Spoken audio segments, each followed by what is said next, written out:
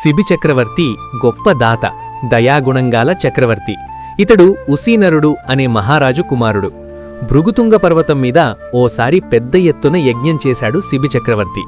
ఎందరో మహర్షులు ఆ యజ్ఞానికి హాజరయ్యారు. అందరికీ ఘనంగా మర్యాదలు చేసి వారిని గొప్పగా సత్కరించాడు. ఆయన ఔదార్యానికి, దాననిరతికి తాపసులందరూ ఆశ్చర్యపోయారు.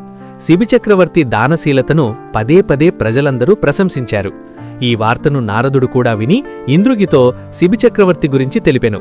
శిబి చక్రవర్తి యొక్క దాన ధర్మగుణములు గురించి విని దేవలోకంలోని ఇంద్రునికి ఒకంత ఆశ్చర్యము, అసూయాహంకారములు పొడసూపినవి. అప్పుడు ఇంద్రుడు చక్రవర్తి ఔదార్యాన్ని పరీక్షిద్దామనుకున్నాడు. అప్పుడు ఇంద్రుడు మనసున అగ్నిదేవుణ్ణి తలచెను. అగ్నిదేవుడు ఇంద్రుని ముందు ప్రత్యక్షమయ్యెను.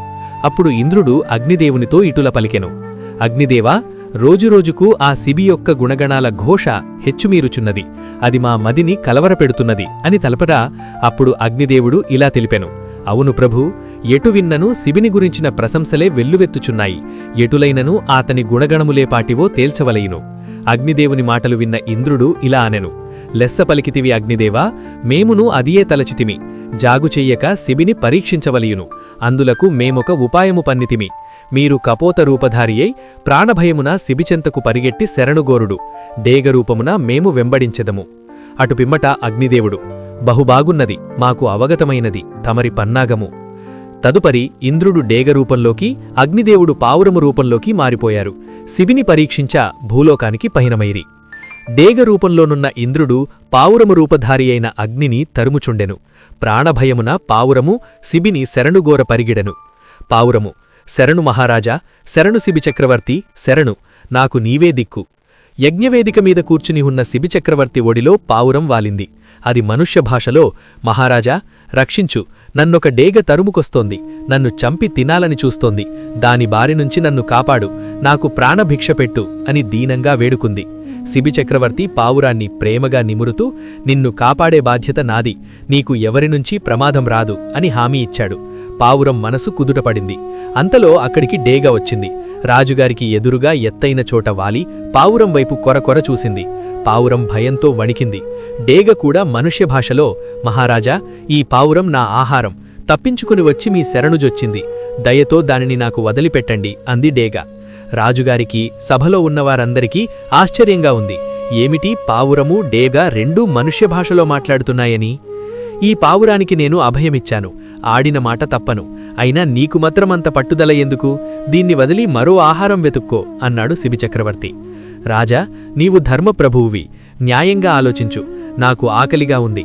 ఈ పావురం దొరికినట్లే దొరికి తప్పించుకుని పారిపోయి నీ దగ్గరకు వచ్చింది. నోటి ముందరి ఆహారాన్ని తీసివేయడం ధర్మం కాదు, మహాపాపమూ కూడా. నా కోరికేమీ అన్యాయమైనది కాదు. పావురాలను డేగలు తినటం సహజమే. ఇప్పుడు ఈ ఆహారం లేకపోతే నేను ఆకలి బాధతో మరణిస్తాను. కనుక నా ఆహారాన్ని నాకు విడిచిపెట్టండి అంది డేగ. డేగ మాటలకు సభలోని వారంతా ఆశ్చర్యపోయారు. శిబి చక్రవర్తి కూడా ఆశ్చర్యం నుంచి తేరుకుంటూ: ఓ శేనరాజమా, చూడపోతే నీవు ధర్మాధర్మ విచక్షణ తెలిసిన దానిలా ఉన్నావు. శరణన్నవారిని రక్షించటం రాజధర్మం. నీ ఆకలి బాధ తీరడానికి ఏ ఆహారం కావాలో చెప్పు. నీవు కోరిన ఆహారాన్ని నీకిస్తాను. ఈ పావురాన్ని మాత్రం నీకు వదిలిపెట్టను అన్నాడు శిబి చక్రవర్తి. నేను కోరిన ఏ ఆహారమైనా ఇస్తారా అని గట్టిగా అడిగింది డేగ నిరభ్యంతరంగా. అలాగైతే రాజా, నీ శరీరంలో ఈ పావురమంత మాంసాన్ని కోసి నాకివ్వు అంది డేగ. శిబి చక్రవర్తి నవ్వుతూ: అలాగే, నీకు సంతోషం కలిగించడం కంటే నాకేం కావాలి అని అప్పటికప్పుడు ఒక కత్తి, త్రాసు తెప్పించాడు. సదస్యులందరూ నిశ్చేతులయ్యారు. శిబి చక్రవర్తి ఆ పదునైన కత్తిని తీసుకున్నాడు. తన శరీరం నుంచి మాంసాన్ని కోసి త్రాసులో వేశాడు. పావురం బరువుకు సరికాలేదు. మరికొంత శిబి చక్రవర్తి తన శరీరం నుండి మరింత మాంసం కోసి త్రాసులో వేశాడు.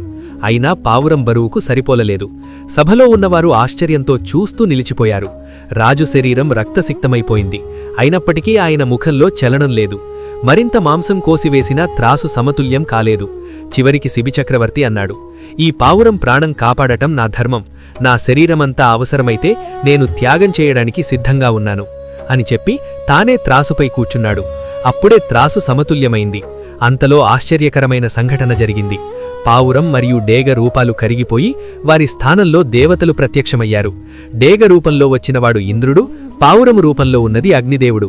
అప్పుడు ఇంద్ర, అగ్నిదేవులు ఇలా అనెను: మహారాజా, నీ దయ, ధర్మనిష్ఠ, శరణాగత రక్షణ వ్రతం నిజమా కాదా అని పరీక్షించడానికి మేము ఈ రూపాల్లో వచ్చాం. నీవు భూమిపై అరుదైన ధర్మరాజు, నీ యశస్సు యుగయుగాలుగా నిలుస్తుంది అని చెప్పి అతని శరీరాన్ని యథాస్థితికి చేర్చి ఆశీర్వదించారు. ఆకాశం నుండి పుష్పవర్షము శిబిచక్రవర్తిపై కురుస్తుండగా ఇంద్రాగ్నులు దేవలోకానికి మరలిపోయారు. ఈ కథ బోధించే నీతులు: శరణు వచ్చిన వారిని రక్షించడం అత్యున్నత ధర్మం. నిజమైన దానమనేది స్వార్థరహిత త్యాగం. ధర్మం కోసం ప్రాణత్యాగం చేయాలనే సిద్ధత మహాత్మత్వ లక్షణం. కరుణ ఉన్న చోటే నిజమైన రాజధర్మం.